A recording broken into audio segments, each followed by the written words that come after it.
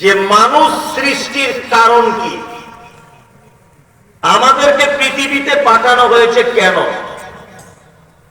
আমার আগে যিনি বক্তব্য রাখছিলেন, আলহামদুলিল্লাহ, ওনার কণ্ঠস্বর খুবই মিষ্টি। আমি অত সুরসার করে বলতে পারি না, আমি অত চিল্লামিল্লি করতে পারবো না। মাইক যখন আছে অত জোরে বলারও প্রয়োজন নেই। আস্তে আস্তে আস্তে আস্তে করে আপনাদেরকে বুঝিয়ে বুঝিয়ে বলার চেষ্টা করব ইনশাআল্লাহ। সারা পৃথিবীতে কোন মানুষ যদি কোনো কাজ করে তার পিছনে একটি উদ্দেশ্য থাকে, থাকে না? থাকে। আমি এখানে এলাম, আমাকে একজন ভাই এক গ্লাস পানি দিলেন, অল্প বয়সের একটি ছেলে।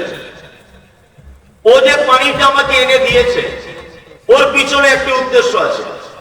উদ্দেশ্য কি? যে একজন বহিরাগত মেহমান এসেছে, তাকে যদি আমি এক গ্লাস পানি যদি পান করাই, তাহলে আমি এর বিনিময়ে দুটো নেকি পাবো।